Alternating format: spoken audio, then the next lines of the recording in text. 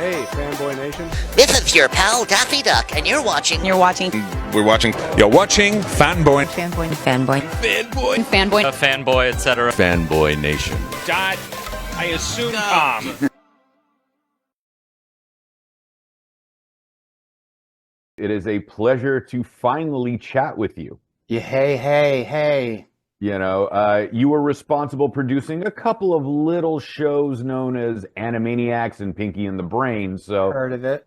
You know, I think we know a little bit about that, but today we are talking about Dogman. Congratulations on the full-length feature film based on the graphic novel with DreamWorks. You know, looks like you're still having fun after all this time. I am. The whole process has been actually a ton of fun. So I'm glad it's continuing. Well, Pete Davidson being Petey the Cat, quite fitting. He didn't have to figure out which name he's going to use for this one. And also, you know, when I think of cats, I think of Pete, just very even keel and almost indifferent in their delivery. So I'm thrilled with what you pulled off. Yeah, and Pete was great to work with. He was super fun, and of course he could do all of the sort of edgy, crazy, screamy stuff, and then he really landed it with this sweet, you know, kind of emotional places that character goes to. Yeah, a lot of fun. Well, I'm glad he had fun. I'm glad that you had fun. We're crossing over mediums here from graphic novel to full-length animated feature. Obviously, it's very difficult to keep everything, you know, page for page into roughly 90 minutes. You know, what is the difficulties in that transition from graphic novel to animated feature? You know, the main thing is making sure that you can identify the tone of the book. And then it's like, what do people really like about this? So they like the story, but there's a whole, and Dogman is very much the way it's drawn, the way it's presented, you know, and under the premise that these two 10-year-olds wrote it, it's very important to the comedy and the sensibility and the you know, the tone of the whole thing. So when we went to design it, it's really like, we want to make it bigger and better and you know, extrapolate what's in the books, which is pretty simple, but we got to retain that charm and the simplicity of it as well. So like our characters look very much like the characters you know, in the book, but so we said we want to do it what we called high-end handmade and keep this tactile feel of the movie, and even a little bit something about the vibe of stop motion, even a little bit about it, which is something that Dav Pilkey's a big fan of as well. You know, the trick in the story department is well, there's a couple of things, like, you know, the Dogman books aren't about Dogman so much. It's about this whole community of people. So I had to kind of work on making Dogman, you know, giving him a real full story through the whole movie. And then bringing in an emotional story for Petey and little Petey, because that just makes the movie so much more meaningful to anybody, you know, when there is some genuine emotion displayed, not just craziness. But Dave always had that in the books, and I really wanted to keep that in the movie as well. Right. I think that's what always makes it a little more fun, is where the absurdity is played straight, it becomes even funnier. If you're in an absurd situation and then overly absurd on top of it, it just doesn't work. Yeah, that's what, you know, that's what I refer to as the, you know, intelligently silly, or the serious people in a silly situation, which for me, what I did, you know, when I did Pinky and the Brain 600 million years ago, that was very much that style as well, you know, where they're taking it very seriously, or like a Naked Gun movie or something like that, you know, where it's a richer kind of comedy for me. Right. Yeah, this isn't the first time where we've had a crime-fighting canine. You know, we can go all the way back to Hong Kong Phooey, McGruff the Crime Dog as warning for kids in the 80s. You know, what is the appeal? Obviously, you know, we do have the canine units, but what is the appeal of the dog being the police officer that still resonates 50, almost 60 years later?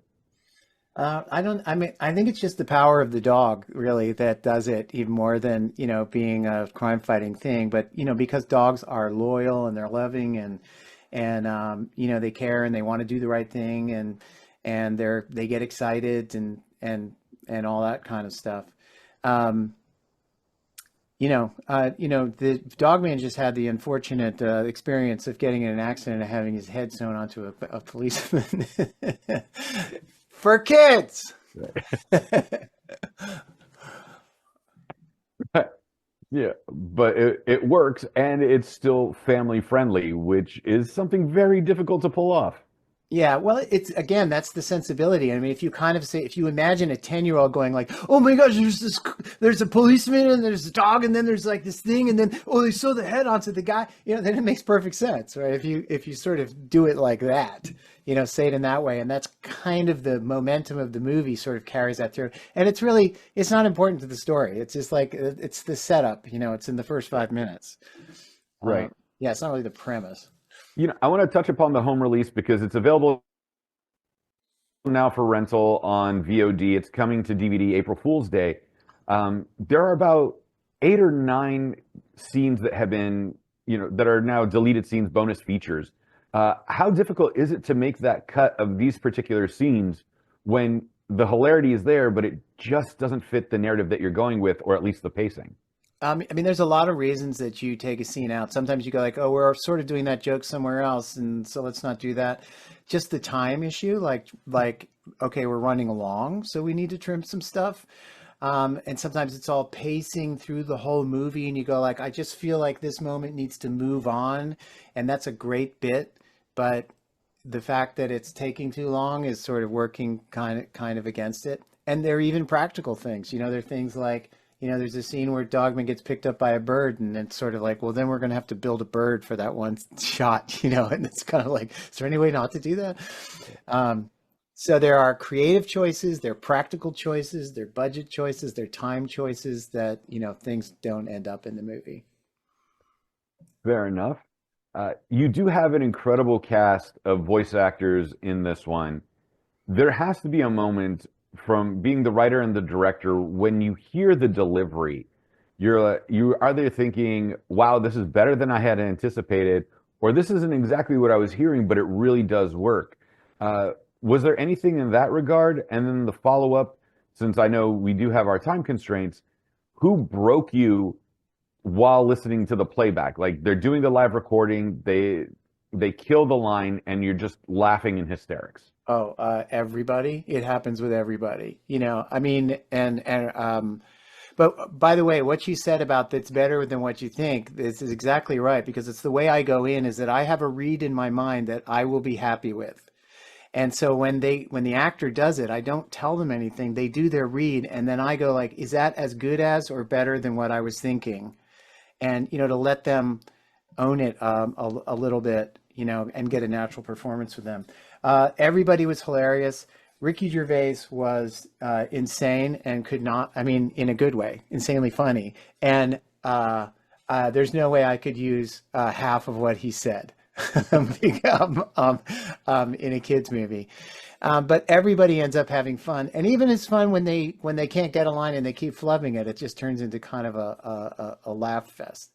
But all of these people, Lil Rel Howery, Pete, Isla Fisher, Ricky Gervais, and then all of these other people, great cast members. There's a lot of Saturday Night, Sherry O'Terry and Lorraine Newman and Melissa Villaseñor and Kate Micucci. They're all people with real comedy chops, and they always add to what we're doing. There's something about SNL with how quickly they have to work and the pressure that they're under, that they can still deliver. We just celebrated 50 years of that this past week. We have Dogman coming to home entertainment. When you get to work with DreamWorks and how DreamWorks has taken, in recent years especially, like with The Bad Guys and now with Dogman, the graphic novels being transitioned into animated features, what's it like working with their level of expertise on that, since they seem to be the ones that really have their finger on the pulse of the crossover with the medians? What's it like working with DreamWorks in that situation? Yeah, since recently they've taken all the graphic novels and converted them to animation. It's great. It's really good to have, and you get to get a sense of, what you're shooting for. when you're looking at the book. And then also when something exists as a book, it sort of gives it a legitimacy already, that it's like, it exists. See, it's a physical object, and it's like people already like it. So, Dogman has an insane fan base. And I mean, you talk to kids, everybody is sort of like, my kid's a nut about it, and he sleeps with the books. And I talk to kids, and they know every bit and what book it was in and all that kind of stuff.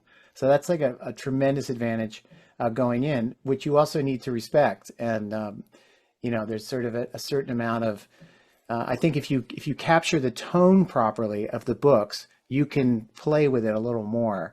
And get away with more stuff that's maybe not in the books. But I think it's a successful process, obviously, to take a good book. Streaming has been the way of, well, people say the future, but there is a resurgence of physical media. I am a huge proponent of physical media. I love having the tangible in hand. Even though we can rent it now, which go ahead and get your early sneak peeks at home, why do we need to have the physical Blu-ray, DVD, 4K, whichever, in hand, along with the digital copy that comes with it? I think it's great to have both, because it's just a straight up souvenir. It's a physical object, like you said, and unfortunately there's so much stuff that we have that is just online that kind of doesn't exist and disappears. For example, when we used to do press for a movie, you would get all of these clippings and you get all of this stuff. And now it's just an email with links, and it doesn't have that same tangible quality to it.